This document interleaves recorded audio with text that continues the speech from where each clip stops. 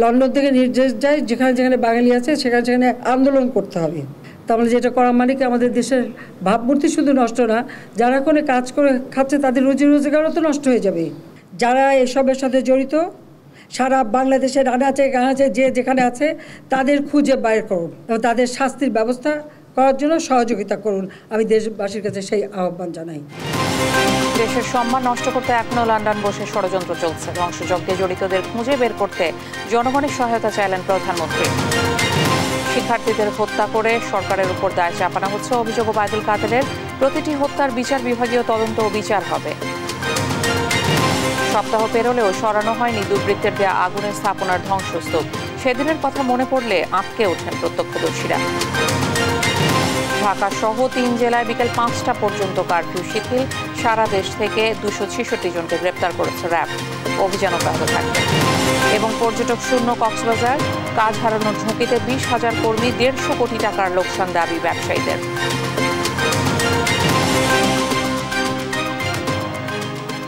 দেখছিলেন শিরোনাম সংবাদ দুপুরের, সঙ্গে আছে আমি ইশিকা আজিজ। কোটা আন্দোলনের নামে যারা সহিংসতা চালিয়েছে তাদের ধরিয়ে দিতে দেশবাসীর সহযোগিতা চেয়েছেন প্রধানমন্ত্রী শেখ হাসিনা।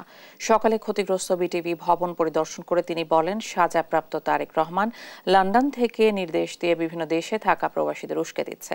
প্রধানমন্ত্রী বলেন, কোটা ও মেধা নিয়ে তার বক্তব্য বিকৃত করে আন্দোলনকে ভিন্ন খাতে নেওয়া হয়েছে। জয় যাদবের রিপোর্ট। কোটা আন্দোলনের নামে গেল সপ্তাহে দেশ জুড়ে তাণ্ডব চালায় দুষ্কৃতিকারীরা। নজিরবিহীন আক্রমণে ধ্বংস করা হয় বিভিন্ন সরকারি প্রতিষ্ঠান ও কেপিআই স্থাপনাগুলো। জ্বালিয়ে দেওয়া হয় রাষ্ট্রীয় প্রচার মাধ্যম বাংলাদেশ টেলিভিশন। আগুনের লেলিহান শিখায় পুড়ে ছাই হয় বিটিভির পাওয়ার স্টেশন, স্টুডিও, গুরুত্বপূর্ণ নথি। পুড়িয়ে দেওয়া হয় বিটিভি মিউজিয়ামে থাকা বিরল সব যন্ত্রপাতি। সহিংসতার সেই চিত্র সরেজমিন দেখতে শুক্রবার সকালে রামপুরার বিটিভি ভবনে যান প্রধানমন্ত্রী শেখ হাসিনা। মূল ভবনের বিভিন্ন ফ্লোর ঘুরে দেখেন ধ্বংসলীলার তাণ্ডব। কথা বলেন বিটিভির কর্মকর্তাদের সঙ্গে। পরে প্রধানমন্ত্রী বলেন, যারা এভাবে রাষ্ট্রীয় সম্পত্তি ধ্বংস করেছে তারা দেশের শত্রু। এবারে পড়ানোর চরিত্রটা কিন্তু একটু আলাদা। এবারে তারা গান পাউডার ব্যবহার করেছে এবং নিমিষে সব পুরো একবারে ছাই। আজকে যারা এই টেলিভিশন সেন্টারটাকে এইভাবে পোড়ালো, সব কিছু ঘুরে ভিতরে একটা কিছু নেই যে রক্ষা পায়, তাহলে এরা কারা যে একটা দেশকে সম্পূর্ণভাবে ধ্বংস করার চিন্তা নিয়েই যেন তাদের এই আক্রমণ। আন্দোলনের সময় মেধা আর কোটা নিয়ে তার বক্তব্য বিকৃত করা হয়েছে বলেন শেখ হাসিনা। আমার একটা কথা নিয়ে তারা কিছু কতদিন প্রতিবাদ করলো। কি কথা বলেছিলাম আমি? আমার কথাটাকে বিকৃত করা হয়েছিল। বিকেল 4টায় আমি প্রেস কনফারেন্স করি, কয়েক ঘন্টা চলে যায়। হঠাৎ রাত্রেবেলা বোধহয় 11টা 11:30টার দিকে দেখলাম অনেক ছেলে মেয়ে বের হয়ে আসছে, মেয়েরা হল থেকে বের হয়ে আসছে। তাদের স্লোগানটা কি? যে তারা রাজাকার, তুমি কে আমি কে, রাজাকার রাজাকার, তোমার বাবা আমার বাবা, রাজাকার রাজাকার। তার মানে তারা নিজেদেরকেই রাজাকার হিসেবে পরিচয় দিল। আমি তো তাদের রাজাকার বলিনি। সরকার প্রধান বলেন, ছাত্রদের দাবি মানার পরও প্রবাসীদের লন্ডন থেকে উস্কে দিচ্ছে এক সাজাপ্রাপ্ত আসামি। লন্ডন থেকে নির্দেশ যায় যেখানে যেখানে বাঙালি আছে সেখানে সেখানে আন্দোলন করতে হবে। আর এই আন্দোলন করতে যে তাদের অবস্থাটা কি? ইউএইতে তারা মিছিল করতে গেছে, 57 জনকে গ্রেপ্তার করেছে। হ্যাঁ, আমাকে গালি দিচ্ছে, দেশের বিরুদ্ধে তারা স্লোগান মিছিল। ওই দেশে আইন আছে, কেউ মিছিল করতে পারে না, কিন্তু তাদেরকে উস্কে দেওয়া হয়েছিল লন্ডন থেকেই যে মিছিল করতে হবে। তারা মিছিল করতে যে শুধু নিজেদের চাকরি বাকরি রুজি রোজগার পথ যে হারালো তা না, আজকে যে বাঙালির ওখানে কাজ করে খায় তাদের মুখটা কোথায় থাকে? যারা ধ্বংসযজ্ঞ চালিয়েছে তাদের ধরতে দেশবাসীর সহযোগিতা চান প্রধানমন্ত্রী। যারা এসবের সাথে জড়িত সারা বাংলাদেশের আনাচে গানাচে যে যেখানে আছে তাদের খুঁজে বের করুন, তাদের খুঁজে বের করুন এবং তাদের শাস্তির ব্যবস্থা করার জন্য সহযোগিতা করুন। আমি দেশবাসীর কাছে সেই আহ্বান জানাই। শেখ হাসিনা বলেন, সকল অর্জনকে ধ্বংস করে আন্তর্জাতিক অঙ্গনে দেশের সম্মান নষ্ট করাই জামাত বিএনপির উদ্দেশ্য। তাদের অপপ্রচারে বিভ্রান্ত না হওয়ার আহ্বান জানান প্রধানমন্ত্রী। মিথ্যা অপপ্রচার চালিয়ে কাউকে যেন বিভ্রান্ত করতে না পারি। আসল সত্যটা জানুন। জয় যাদব, দেশ টিভি, ঢাকা। কোটা সংস্কার আন্দোলনে সহিংসতায় প্রতিটি হত্যাকাণ্ডের বিচার বিভাগীয় তদন্ত ও বিচার হবে জানিয়েছেন আওয়ামী লীগের সাধারণ সম্পাদক ও সেতুমন্ত্রী ওবায়দুল কাদের। বলেন, যারা সহিংসতা করেছে তাদের বিরুদ্ধে আইনি ব্যবস্থা নেওয়া হবে। আন্দোলনের নামে শিক্ষার্থীদের হত্যা করে সরকারের উপর দায় চাপানো হয়েছে বলে দাবি করেন তিনি। বিস্তারিত নূপুর মাহমুদের রিপোর্টে। শুক্রবার ধানমন্ডিতে আওয়ামী লীগের সভাপতির রাজনৈতিক কার্যালয়ে সংবাদ সম্মেলনে দলের সাধারণ সম্পাদক বলেন, শিক্ষার্থীদের সকল দাবি মেনে নিয়ে প্রজ্ঞাপন জারি করা হয়েছে। আন্দোলনের নামে শিক্ষার্থীদের হত্যা করে সরকারের উপর দায় চাপানো হচ্ছে বলেও দাবি করেন ওবায়দুল কাদের। শিক্ষার্থীদের আন্দোলনে ছাত্রদল, শিবির, উগ্র জঙ্গি গোষ্ঠী, তাদের সুইসাইড স্কোয়াড অনুপ্রবেশ করে ঢাকা সহ সারা দেশে ৭১-এ পাকিস্তানি কায়দায় তাণ্ডব চালিয়েছে। আন্দোলনের নামে শিক্ষার্থীদের হত্যা করে সরকারের উপর দায় চাপাতে হয়েছে। জানান, নিজ দলের কয়েক হাজার নেতাকর্মী ও আইন শৃঙ্খলা রক্ষাকারী বাহিনীর উপর ন্যাক্কারজনক হামলা হয়েছে। বলেন, কোটা সংস্কার আন্দোলনে সহিংসতায় প্রতিটি হত্যার বিচার বিভাগীয় তদন্ত ও বিচার হবে। আইন শৃঙ্খলা বাহিনী তদন্তে যখন স্পষ্ট হয়ে উঠেছে বিএনপি জামাতের ষড়যন্ত্র, নৈরাজ্য, নাশকতার তথ্য পাওয়া যাচ্ছে, নির্দেশদাতা, অর্থদাতাদের পরিচয়, মির্জা ফখরুল থলের বিড়াল বের হতে শুরু করেছে। আওয়ামী লীগের সাধারণ সম্পাদক বলেন, ৭১, ৭৫ আর ২০২৪ সালের খুনিরা একই সূত্রে গাঁথা। বিভিন্ন জায়গায় আজকে আমরা যে খবর, ঠিক ৭১-এর কায়দা। নূপুর মাহমুদ, দেশ টিভি, ঢাকা। পররাষ্ট্রমন্ত্রী ডক্টর হাসান মাহমুদ বলেছেন, আদালতের রায়ের মাধ্যমে কোটা ইস্যুর সুরাহা হওয়ার পরও এখনো প্রশ্ন দেখা দিয়েছে কারা এই আন্দোলনকে সহিংসতার দিকে নিয়ে গেছে। দাবি করেন, লন্ডন থেকে তারেক রহমানের নির্দেশে ঢাকায় নিযুক্ত বিভিন্ন রাষ্ট্রদূতের ফেসবুক পেজ হ্যাক করা হয়েছে। সকালে ঢাকায় এক অনুষ্ঠানে তিনি সাংবাদিকদের এই কথা বলেন। আমি রাষ্ট্রদূতদের নিয়ে এই ধ্বংসযজ্ঞ দেখানোর জন্য তাদের নিয়ে গিয়েছিলাম। ইটালিয়ান রাষ্ট্রদূতের কথা বলা হয়েছে, তিনি নিজে বলেছেন ইটস এ শেম। তার আইডি হ্যাক করে বিভিন্ন রাষ্ট্রদূতের আইডি হ্যাক করে, বিদেশিদের আইডি হ্যাক করে, সেখান থেকে উল্টাপাল্টা পোস্ট দেওয়া হয়েছে। ইটালিয়ান রাষ্ট্রদূতের আইডিও হ্যাক করা হয়েছে। আজকে রাষ্ট্র আক্রান্ত এবং এই রাষ্ট্রের উপর হামলা তারেক রহমানের নির্দেশে হয়েছে। সারা দেশে ফের বাড়ল 2 দিনের কারফিউ। ঢাকা ও তার আশেপাশের জেলায় সকাল 8টা থেকে বিকেল 5টা পর্যন্ত কারফিউ শিথিল করা হয়েছে। পরিস্থিতি স্বাভাবিক পর্যায়ে আনতে এমন সিদ্ধান্ত সরকারের। বৃহস্পতিবার দিবাগত রাতে এই কথা জানান স্বরাষ্ট্রমন্ত্রী আসাদুজ্জামান খান কামাল। বিস্তারিত কায়েস রাহাতের প্রতিবেদনে। এক সপ্তাহ ছাড়ালো চলমান কারফিউয়ের মেয়াদ। যদিও ঢাকা মহানগর, ঢাকা জেলা, গাজীপুর মহানগর, গাজীপুর জেলা সহ নারায়ণগঞ্জ ও নরসিংদী জেলায় 2 ঘণ্টা করে কারফিউ শিথিলতা বাড়ানো হয়েছে। শুক্রবার ও শনিবার এ এলাকাগুলোতে সকাল 8টা থেকে 5টা পর্যন্ত শিথিল থাকবে কারফিউ। গেল দিবাগত রাতে আইন শৃঙ্খলা রক্ষাকারী বাহিনীর প্রধানদের সাথে আলোচনা শেষে এক প্রেস ব্রিফিংয়ে একথা জানান স্বরাষ্ট্রমন্ত্রী আসাদুজ্জামান খান কামাল। মহানগর, ঢাকা জেলা, গাজীপুর মহানগর, গাজীপুর জেলা, নারায়ণগঞ্জ, নরসিংদী জেলার কারফিউ যেভাবে চলছে সেটা অব্যাহত থাকবে। আগামী শুক্রবার হতে শনিবার পর্যন্ত সকাল 8টা হতে বিকাল 5টা পর্যন্ত কারফিউ শিথিল থাকবে। অন্যান্য জেলাগুলোর ক্ষেত্রে সেই জেলার প্রশাসন এবং আইন শৃঙ্খলা রক্ষাকারী বাহিনী সমন্বয় করে সিদ্ধান্ত গ্রহণ করবে বলেও জানান তিনি। অন্যান্য জেলায় সংশ্লিষ্ট জেলা প্রশাসক, আইন শৃঙ্খলা বাহিনী সমন্বয় করে তাদের স্ব জেলায় কারফিউ নিয়ে তারা সিদ্ধান্ত নেবেন।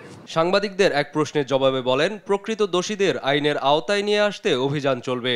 আমরা চাই যে এই মানুষটি আসলেই দোষী তাকেই বের করার জন্য, সেই জন্যই আমাদের এই চিরুনি অভিযান চলছে এবং এটা যতদিন পর্যন্ত আমরা সবাইকে ধরতে না পারবো ততদিন পর্যন্ত এই অভিযান চলবে।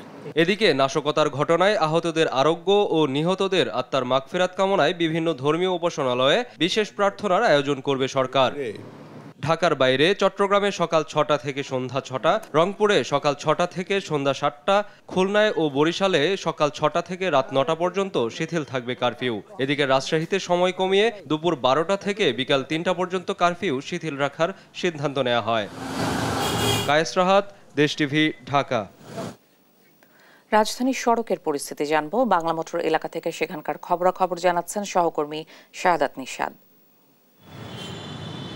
কোটা সংস্কার আন্দোলনকে ঘিরে যে কয়েকদিন ধরে রাজধানীতে সহিংসতার রূপ নিয়েছিল সেটি নিয়ন্ত্রণে যে কারফিউ জারি করা হয়েছে, সেই কারফিউ আজকে ৬ষ্ঠ দিন চলছে এবং সেই ৬ষ্ঠ দিনের চিত্র যদি আমরা একটু দেখানোর চেষ্টা করি, এই মুহূর্তে রাজধানীতে যে অবস্থা রয়েছে, যে স্বাভাবিক অবস্থা বিরাজ করছে, অর্থাৎ এখন যেহেতু ৮টা থেকে ৫টা পর্যন্ত আজকে কারফিউ শিথিল রয়েছে এবং সেই ক্ষেত্রে আমরা দেখেছি সাধারণ মানুষ কিন্তু তাদের গন্তব্যে পৌঁছাচ্ছে এবং আজকে শুক্রবার আমরা জানি যে শুক্রবার সাধারণত রাজধানীতে যানজট খুবই কম হয় এবং সেক্ষেত্রে সাধারণ মানুষের চলাচলও খুব সীমিত থাকে, কিন্তু তারপরেও আমরা দেখেছি সাধারণ মানুষ নির্বিঘ্নে কিন্তু সড়কে বের হচ্ছে এবং সেক্ষেত্রে তারা কিন্তু তাদের যে কাজকর্ম সেগুলোর জন্য তারা কিন্তু তাদের কার্যক্রম চালিয়ে যাচ্ছে এবং সেক্ষেত্রে আরেকটি বিষয় যদি জানিয়ে রাখি, আমরা আজকে এখন পর্যন্ত রাজধানীর যে সকল সড়কগুলোতে আমরা ঘুরেছি সেখানে আমরা দেখেছি সবচেয়ে বেশি যে পুলিশের উপস্থিতি রয়েছে এবং সেক্ষেত্রে বিজিবির টহলও কিন্তু রয়েছে এবং সেই সাথে কারফিউ যেহেতু শিথিল রয়েছে সেক্ষেত্রে সেনাবাহিনীও কিন্তু তাদের অবস্থানে রয়েছে এবং একই সাথে যান চলাচলের যে বিষয়টি সেটি ৫টার পরে মূলত তখন আবারও কিন্তু থেমে যাবে, সেক্ষেত্রে কারফিউ কারণে কিন্তু গাড়ি চলাচল তখন কিন্তু করবে না এবং সেক্ষেত্রে আমরা দূরপাল্লার যে যান চলাচলগুলো সেগুলো কিন্তু স্বাভাবিক থাকবে অনেকটা এবং সেক্ষেত্রে সাধারণ মানুষ দূরপাল্লার ক্ষেত্রে সময় শিথিলের বিষয় কিন্তু এক ধরনের যাত্রী কল্যাণ থেকে এক ধরনের দাবি জানানো হয়েছে, সেক্ষেত্রে তাদের টিকিটটাকে কারফিউ পাস হিসেবে ব্যবহার করার জন্য। তো সব কিছু মিলিয়ে এখন আমরা যে রাজধানীর বাংলা মোটরে অবস্থান করছি এবং বাংলা মোটরের চিত্র যদি আমরা একটু দেখানোর চেষ্টা করি, সেখানেও আমরা দেখেছি বিশেষ করে গণপরিবহনগুলো খুব সীমিত চলাচল করছে এবং একই সাথে ব্যক্তিগত যে পরিবহনগুলো বিশেষ করে প্রাইভেট কার, মোটরসাইকেল এবং একই সাথে আমরা দেখেছি সিএনজি নিয়েও কিন্তু মানুষ চলাচল করছে এবং রিক্সার যে দাপট সেই দাপট কিন্তু আগের মতো বজায় রয়েছে। অর্থাৎ সব কিছু মিলিয়ে যে পরিস্থিতি এখন আমাদের পরিলক্ষিত যে মানুষ তাদের যাতায়াতের ক্ষেত্রে যে ধরনের ব্যবহার অর্থাৎ তাদের যে চলাচল সেই চলাচলের জন্য তারা নির্বিঘ্নে কিন্তু যাতায়াত করছে এবং একই সাথে বাংলা মোটর নয় শুধু ফার্মগেট থেকে শুরু করে শাহবাগ মোড় পর্যন্ত আমরা দেখেছি সেখানে কিন্তু একই অবস্থা রয়েছে এবং একই সাথে বিশেষ করে যে মোড়গুলো গুরুত্বপূর্ণ অর্থাৎ যেগুলোতে ঝুঁকিও রয়েছে সেক্ষেত্রে কিন্তু আমরা দেখেছি আইন শৃঙ্খলা বাহিনীর সরব উপস্থিতি। তো সব কিছু মিলিয়ে রাজধানীবাসীর নিরাপত্তার সাথে যে আইন শৃঙ্খলা বাহিনীর উপস্থিতি যেমন রয়েছে, মানুষজনে কিন্তু স্বাচ্ছন্দ্যে তাদের গন্তব্যে পৌঁছাচ্ছে। শুক্রবার ছুটির দিনেও কিন্তু মানুষের সরব উপস্থিতি লক্ষ্য করা যাচ্ছে। তো এই ছিল রাজধানীর বাংলা মোটর থেকে আমার কাছে থাকা সবশেষ খবর। গেল 18 ও 19 জুলাই দুষ্কৃতিকারীরা তাণ্ডব চালায় রাজধানীর বিভিন্ন সরকারি প্রতিষ্ঠান ও স্থাপনায়, পুড়িয়ে দেয় মেট্রো রেলের স্টেশনও। এক সপ্তাহ পেরিয়ে গেলেও এখনও স্পষ্ট ক্ষতচিহ্ন, সরানো হয়নি ধ্বংসস্তূপ। ভয়াল সেদিনের কথা মনে পড়লে এখনও আঁতকে ওঠেন প্রত্যক্ষদর্শীরা। বিস্তারিত নিয়াজ মোর্শেদের প্রতিবেদনে। দুঃখিত, এলিভেটেড এক্সপ্রেসওয়ে সাময়িকভাবে বন্ধ। কালো ব্যানারে টানানো এই নোটিশ জানান দিচ্ছে কতটা পড়েছে মানুষের স্বপ্নের উড়াল সড়ক। তারই ক্ষত বয়ে বেড়াচ্ছে নগরবাসী। এখনও পোড়া গন্ধ চারপাশে। দুষ্কৃতিকারীদের হামলায় দগ্ধকে ক্ষত নিয়ে দাঁড়িয়ে এক্সপ্রেসওয়ের মহাখালী ও বনানী টোলঘর। আমাদের টোল প্লাজাগুলো নষ্ট করে ফেলছে এবং ভিতরে আপনার এই ক্যামেরা যেগুলো ছিল, সোফা ছিল, অনেকগুলো ছিল, এগুলো ক্ষয়ক্ষতি হয়ে গেছে। এক সপ্তাহ পরও এখনও মুছে যায়নি মহাখালীর দুর্যোগ ভবনের সামনে ক্ষতচিহ্ন। পুড়ে যাওয়া যানবাহন জানান দিচ্ছে কতটা তাণ্ডব হয়েছে সেখানে। ইমার্জেন্সি কল সেন্টার, সেখানকার কয়েকশো কোটি টাকা মূল্যের সার্ভার সহ 53টি গাড়ি পুড়িয়ে দিয়েছে দুর্বৃত্তরা। সেই বিকেলের তাণ্ডবের কথা মনে পড়লে এখনো আটকে ওঠে তারা। 4:26 আমি 10তলায় যাই নামাজের জন্য, পরে উপর থেকে শব্দ পাচ্ছি অ্যাকশন অ্যাকশন, এইটুক শব্দ। পরে ছাদে উঠে দেখি যে পোলাপার ওদিক দিয়ে যাচ্ছে। 1 মিনিটের মধ্যে হুড় করে চলে আসলো, আইসা গাড়িগুলো ভাঙচুর করে লুটপাট শুরু করে দিল।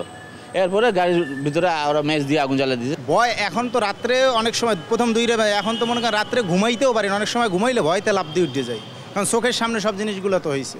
অফিস পুড়ে গেছে, তবুও সেবা দিতে হবে, তাই পুড়ে যাওয়া ক্ষত নিয়ে রোদে এই ভবনের সামনে কাজ করছেন সেতু ভবনের কর্মীরা। আমরা বিভিন্নভাবে প্রতিকূল পরিস্থিতিতে আমাদের অফিস ব্যবস্থাপনা এখন কাজকর্ম চলতেছে। অ্যাকাউন্ট সেকশনের কাজ তো আমরা করতে পারতেছি না, কারণ এখনও তো নেট আসেনি, ইন্টারনেট। কর্মকর্তারা জানান তদন্ত শেষ হলেই ধ্বংসস্তূপ সরানো শুরু হবে।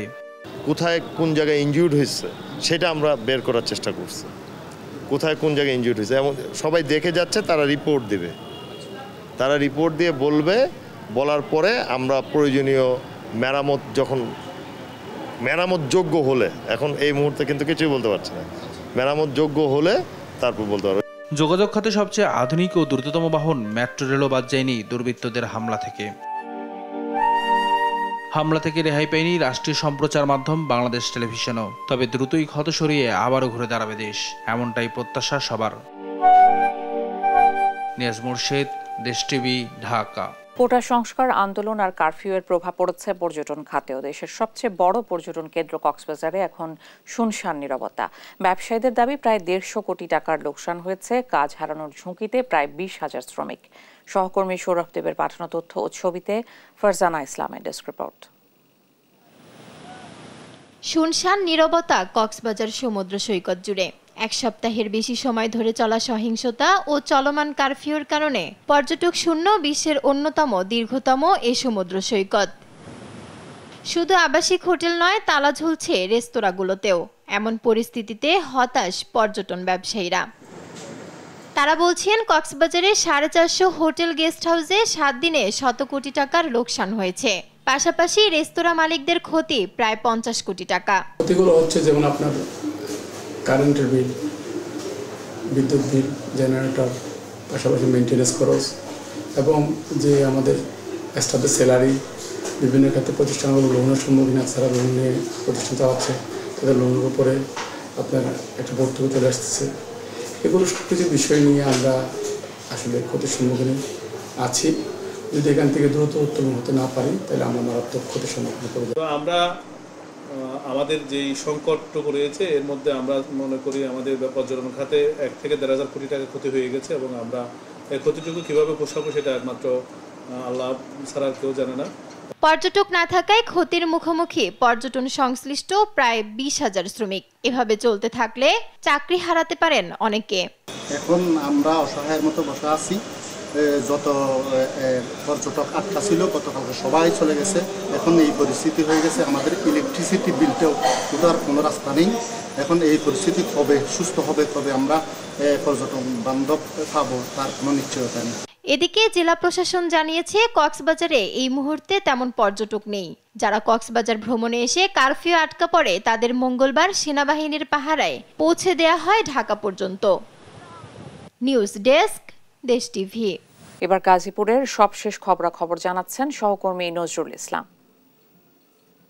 কয়েকদিনের স্থবিরতা কাটিয়ে আগের রূপে ফিরতে শুরু করেছে বিভিন্ন এলাকা। গাজীপুরের যে গুরুত্বপূর্ণ পয়েন্টগুলো রয়েছে সেই পয়েন্টগুলোতে এখন কিন্তু আপনার যাত্রী এবং বাসের এবং দূরপাল্লার যে যাত্রীবাহী বাসগুলো রয়েছে সেগুলো কিন্তু স্বস্তিতেই যাচ্ছে না। আপনারা জানেন যে এই কয়েকদিনের টানা স্থবিরতায় কিন্তু সব কিছু থুবড়ে পড়েছিল, তো এখন কিন্তু আপনার সেটা কাটিয়ে আগের রূপে ফিরতে শুরু করেছে চান্দনা চৌরাস্তা সহ গুরুত্বপূর্ণ পয়েন্টগুলো। এখানে কিন্তু আমি যদি দেখাতে চাই যে আমার পিছনে যে বাস কাউন্টারগুলো রয়েছে সেই কাউন্টারগুলোতে কিন্তু আপনার আজকে কিন্তু সকাল থেকে আমরা অনেকটা ভিড় লক্ষ্য করেছি, এবং দূর দূরান্ত থেকে যারা আসছেন এবং যাচ্ছেন তারা কিন্তু স্বস্তিতেই টিকিট সংগ্রহ করে বাড়ি যেতে পারছেন। আমি যদি আপনাকে আরেকটু দেখাতে চাই যে এখানে কিন্তু আপনার সকাল থেকে আমরা দেখেছি বিভিন্ন জায়গায় খবর নিয়েছি এবং গুরুত্বপূর্ণ যে পয়েন্টগুলো রয়েছে সেই পয়েন্টে কিন্তু পর্যাপ্ত সংখ্যক আইন শৃঙ্খলা বাহিনী কিন্তু নিয়োজিত রয়েছে। গাজীপুরের যে আপনার উপজেলার বিভিন্ন পয়েন্টগুলো রয়েছে সেই পয়েন্টগুলোতে কিন্তু আমরা দেখেছি যে আগের রূপে